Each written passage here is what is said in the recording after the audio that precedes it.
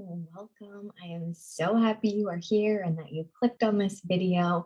I know how valuable your time is, so I'm going to really set the intention that this is packed with exactly what it needs to be without going on forever and me rambling a bunch.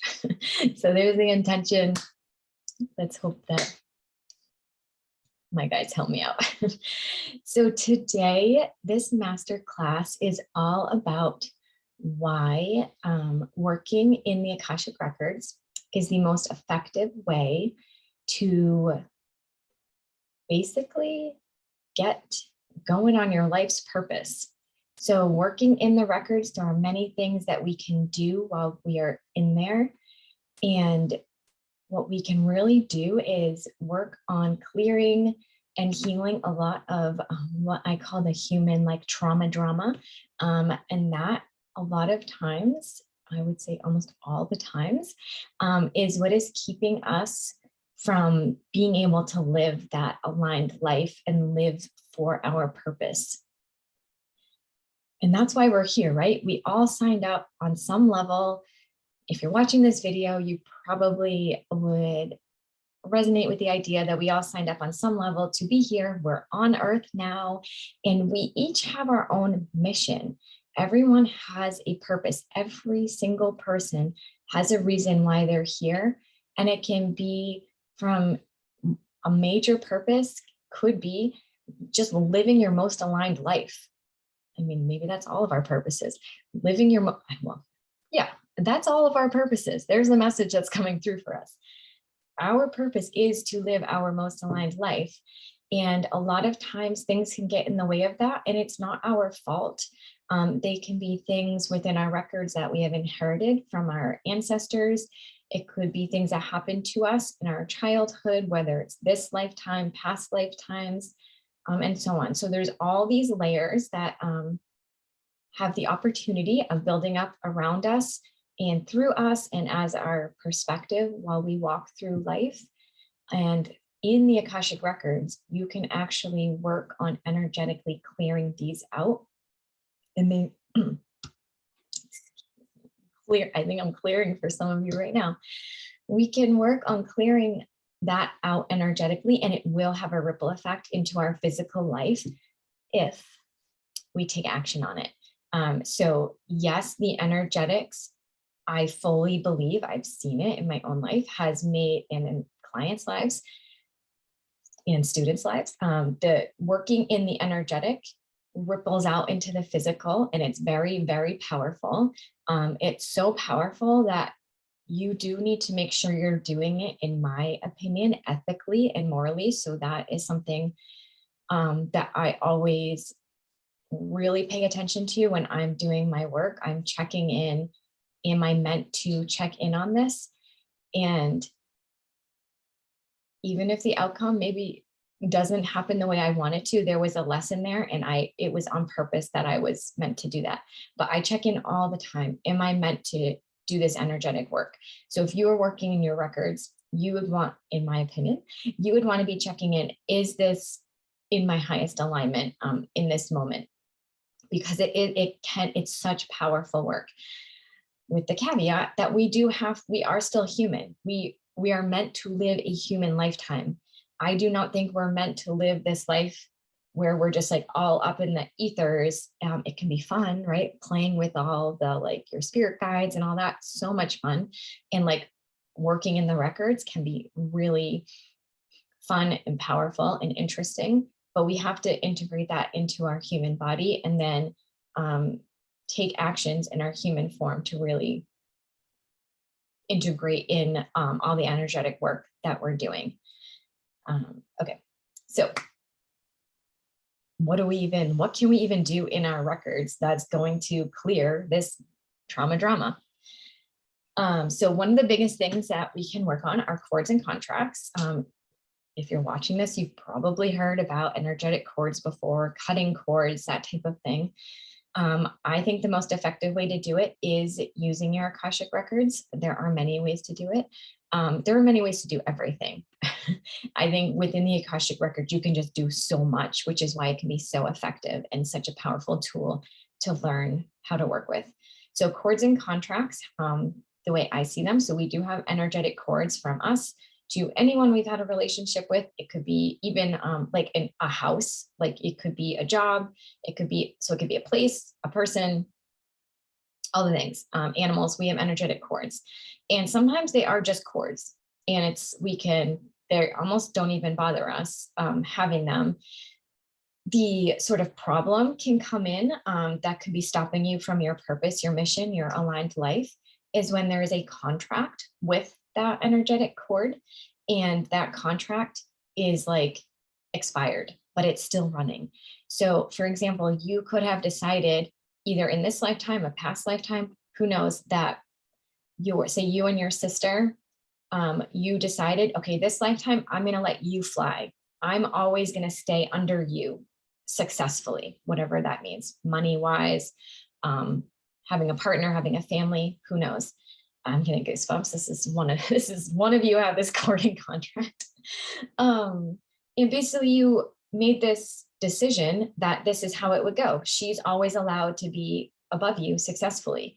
Well, now say you come into this lifetime, you have either her as a sister again, or her as a best friend, or even your own sister, a different soul in this lifetime. And now you still, actually, I guess it would probably only be tied to her. So let's pretend she now comes back as your best friend.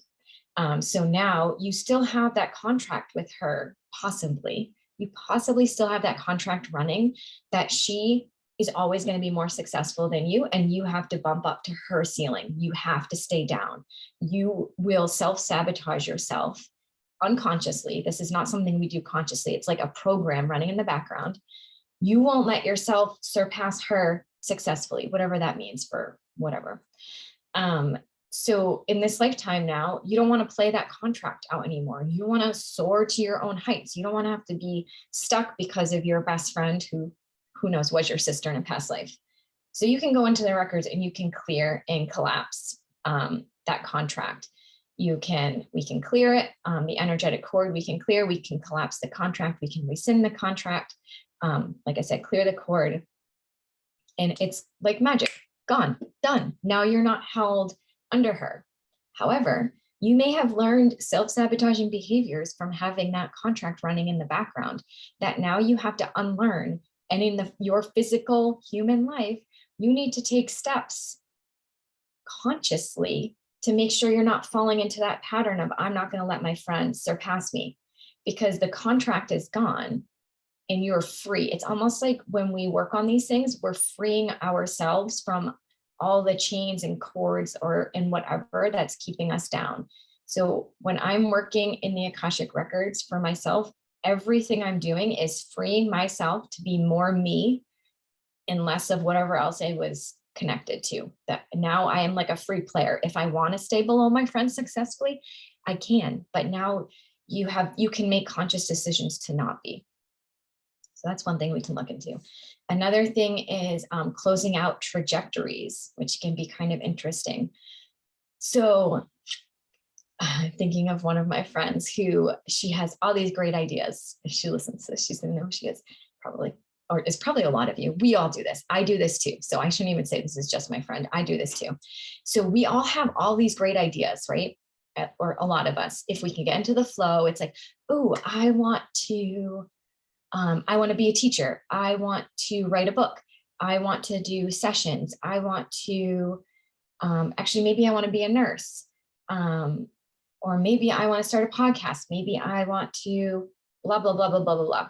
All these creative, exciting ideas can happen. But what happens, each one of those ideas that you've kind of imagined out is a trajectory. And these are good ones that I'm talking about now. So these are like exciting trajectories. You can have not so exciting ones playing too, but let's go on like the exciting ones. So you have all these trajectories of where your life could potentially go. You're seeing the potential.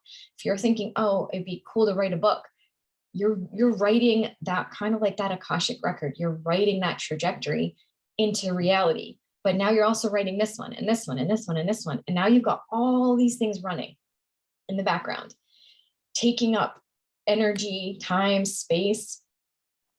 what we can do in our Akashic records is we can go in and we can consciously collapse trajectories, close trajectories that either we don't want to follow right now, or we know we're not going to follow in the future. And it frees up space. It's like it frees up like your computer, right? When you delete stuff off your computer or your phone, you now have more space to actually do what you want to do on there. So if you're someone who's like, okay, I know I have a purpose, I want to live my life more in alignment, I have a mission, but if you've got all these little missions running, it's taking away from the one mission that you're meant to do right now. It doesn't mean you can't go back and open that trajectory again. Of course we can. We can open trajectories with like, I could do like 100 trajectories in a minute if I wanted to. I'm not going to.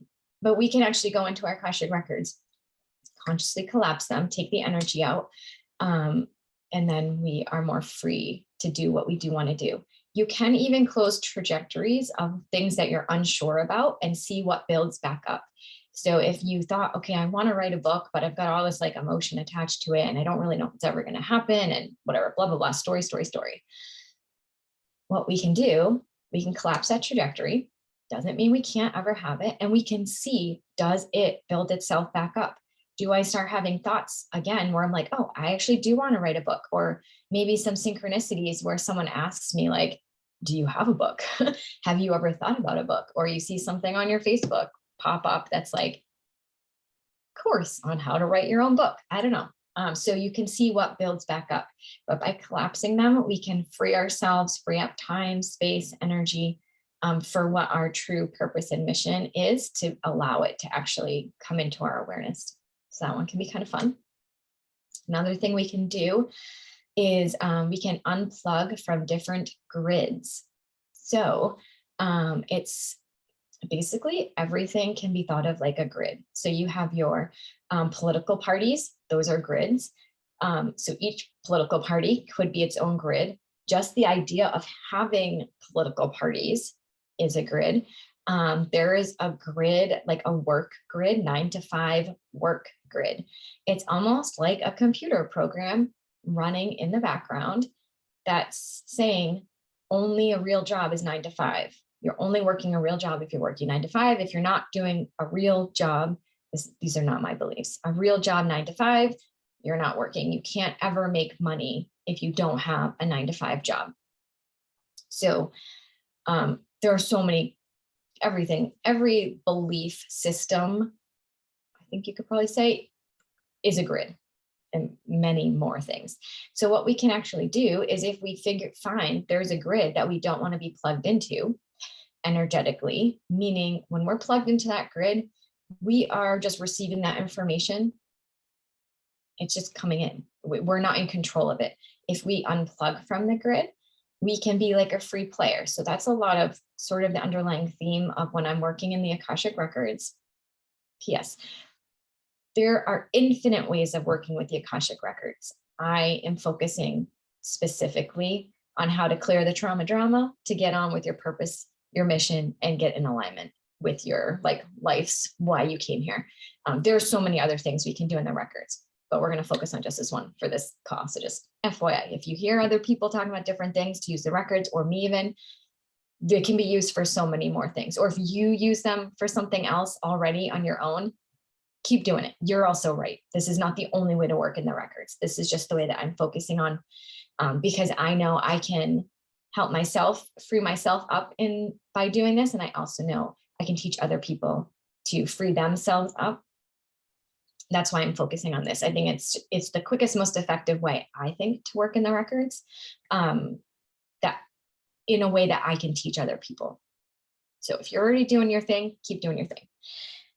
Anyway, so when we unplug from the grids, if I say, okay, so here's an example. I'm in a few autism groups on Facebook. Some of the things in there I find very helpful.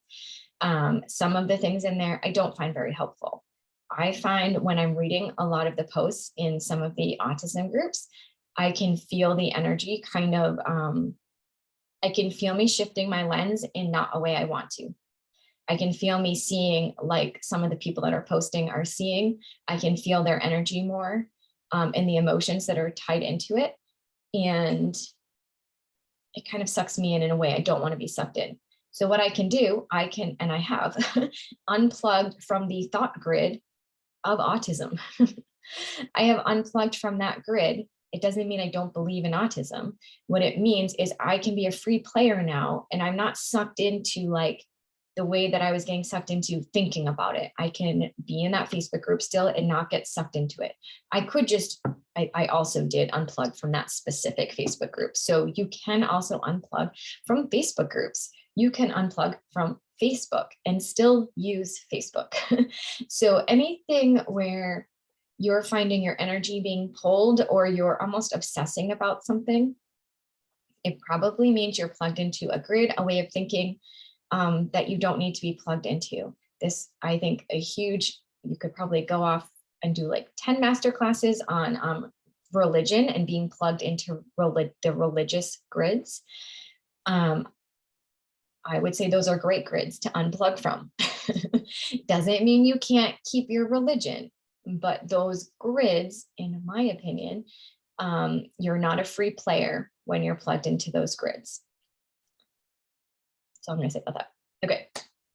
Akashic loops. Akashic loops.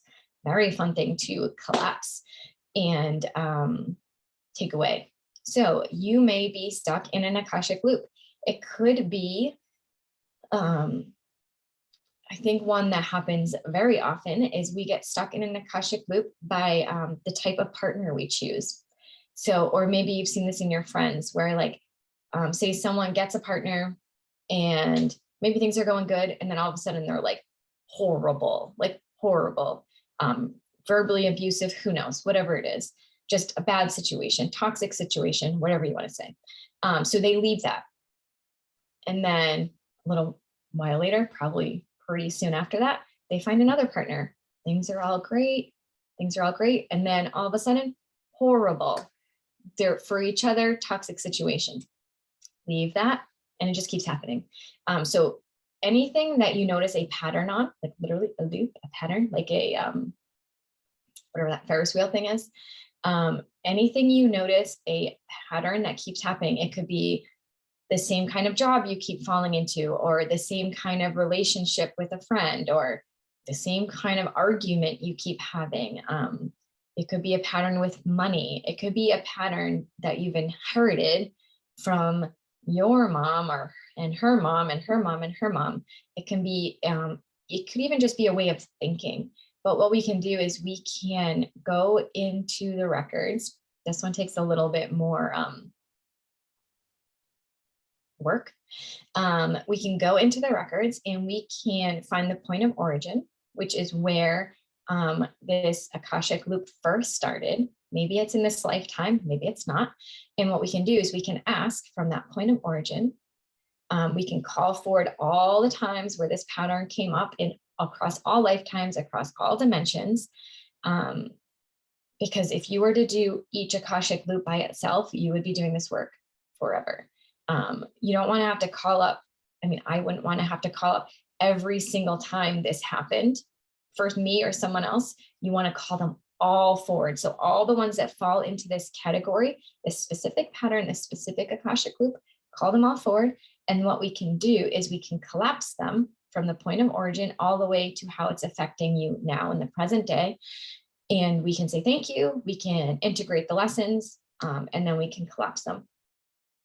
And again, though, you've taken the energy out. It does not mean your life is just going to be perfect. It's not how this works. We are on Earth, maybe on another planet. That's how things work. Here, you can do the energetic work, but you still have to do the human actions of the next time I'm going to choose a partner, or the next time I'm whatever your loop was, taking the action so that you consciously don't make that same choice. It's basically now it's conscious. Before it was this unconscious pattern running in the background that you kind of had no control over, and it just was running. If you take it out, you now have control. Okay, I'll talk more about that at the end. Okay, another beautiful thing, I love doing this, is within the records.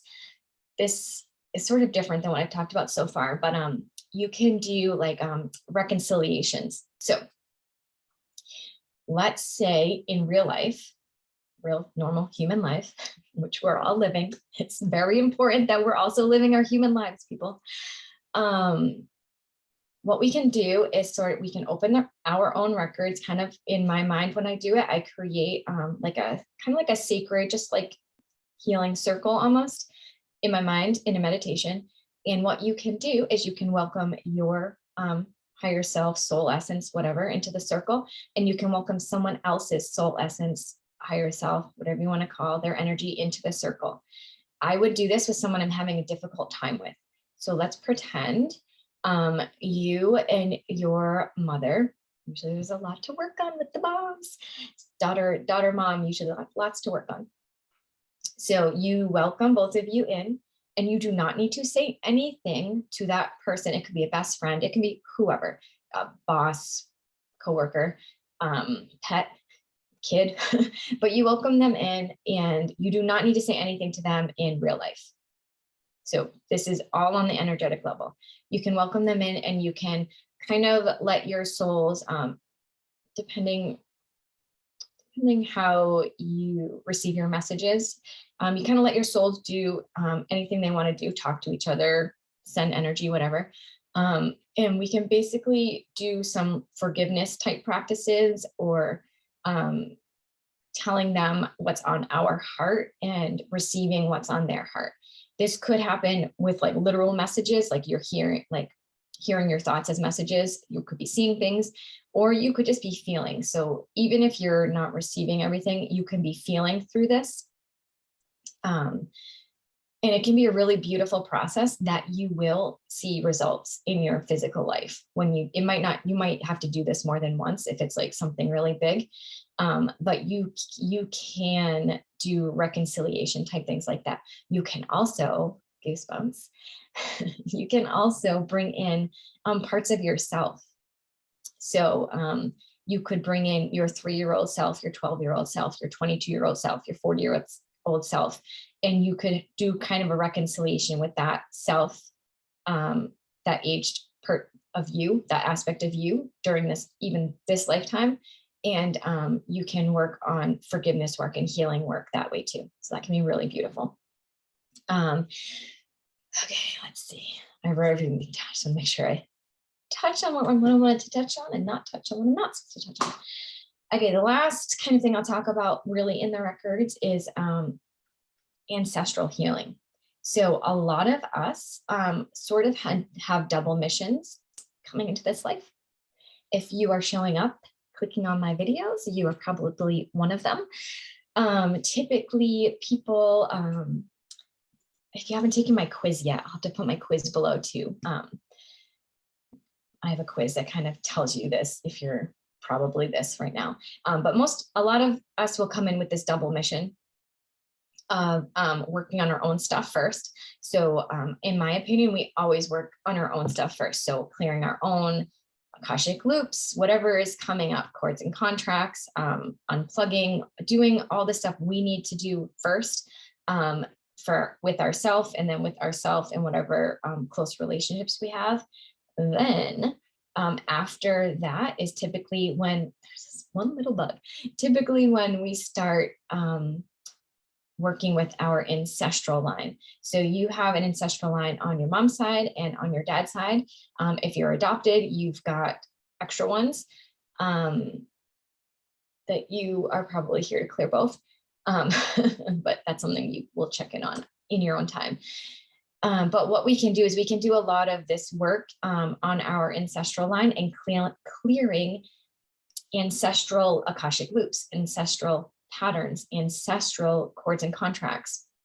And what happens is it goes through your ancestral line. It goes both backwards and it goes forwards. So if you have children, it clears out forwards through them too. That's also something that I should mention. When we do this kind of deep work on ourselves, it is also healing for our children. So if you do have children, I've probably heard the thing like it all starts with you. It does. If you are, especially if you're the woman of the household, it starts with you. If you don't like what you're seeing in your environment, whether it's your partner, your children, um, it starts with you. Once you start doing your clearing work of your trauma drama, getting on your purpose in alignment, it will ripple out into your family. It might be uncomfortable for them in their moments of transformation because they will not be doing it as consciously as you. Where if you are doing this work, you can zoom out and you can see the bigger picture of, okay, this is a lesson for me to move forward in this way. Or, oh, that was just an old contract that I had. If you're not doing it consciously, I think it's a lot more confusing and it's harder. So the people around you in your family will be affected by it. But eventually it will be affected in like a really beautiful way. And most likely, if that is you, which it will be a lot of you that are clicking on this, tingles, they signed up to be with you on purpose. So it's like they're on this ride, you're taking them on a ride, basically. You're clearing out all the junk for you, which is transferring to them. And they signed up on purpose with you because they knew their soul self, not their person here now, their soul self knew that you could take them places by doing this clearing healing work. So that can be really, really powerful. I've heard things where people say like it goes back 7 generations and forward 7 generations. I think that was just a random number personally. I think it can go infinitely as far as it wants to go. This work is much more infinite than that, I think. Okay. Good news. I have no idea how long I've talked for so far. I wanted to share a little bit about my work in the records. I find that's usually helpful for people, hearing other people's stories, because it can be very different depending who you're hearing from and who you're learning from. So I think the more stories we can listen to, the more teachers we can listen to. And you are a teacher as well. I'm not saying you're a teacher. I'm a teacher just because I'm talking to you. But I think the more people can listen to, the better.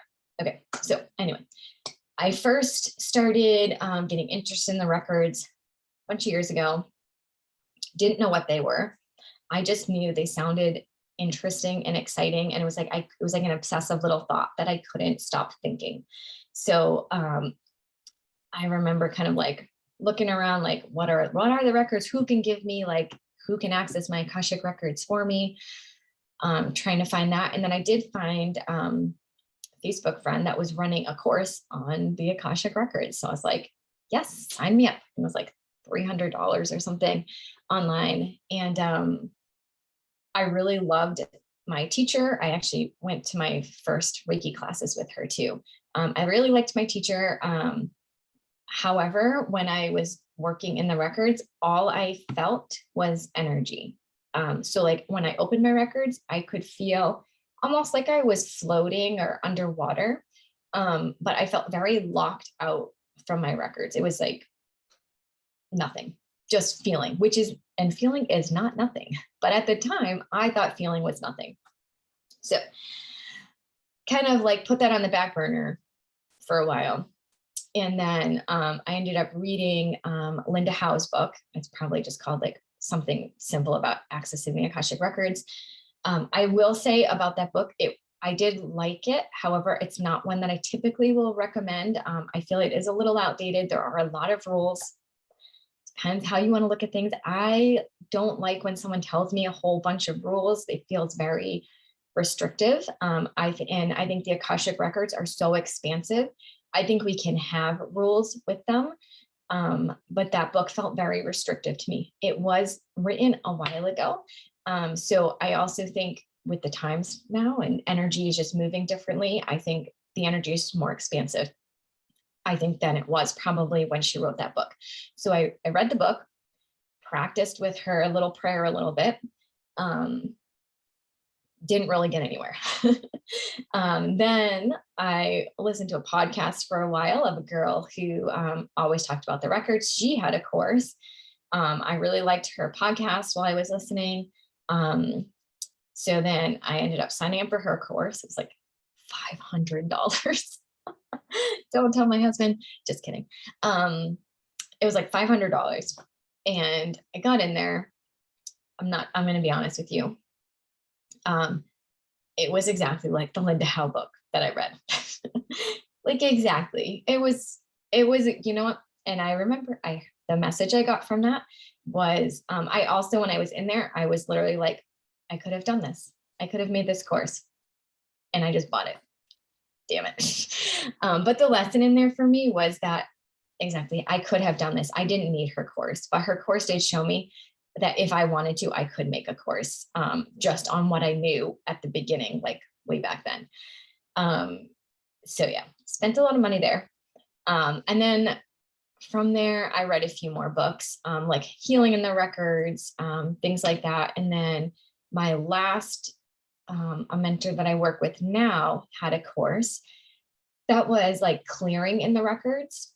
And it was really, really helpful for me because it showed me that all the things that I was doing that I didn't even think I was using the records for, I was using the records. She was showing how it was literally confirmation on everything I've been doing. You can use a pendulum in the records. You can use oracle cards to access your records. You can do records in your dreams. Like it was all of these things that I was doing, but I needed someone who I saw as like further along than me, teacher, guide, whatever. I needed that confirmation that I was doing those things because in a lot of the other courses, the teachers, just because their third eye is their like strongest clair, their strongest way that they interact with spirit. And so they were teaching a lot from how they literally see things. And that is not my strongest clair. That is not my strongest way that I interact with spirit. So it was hard for me doing those classes, being like, I'm not getting anything. I'm not seeing anything. Where's the movie? Like it's not happening. And then when I took this last course, I realized I've been doing it all along. So that was beautiful confirmation. So then what I ended up doing is continuing doing what I was already doing, which was really using my pendulum with the records. And what I was able to do with my pendulum, and when I'm using my pendulum in my mind, I'm connecting with my higher self. What I'm able to do with the pendulum is I was able to create, or I guess my higher self with the tool of the pendulum, I was able to create this whole way of communicating with my higher self without having to see or hear. And basically, I know the movement of my pendulum when it's a courting contract. I know the movement of my pendulum when I'm collapsing a timeline or a trajectory.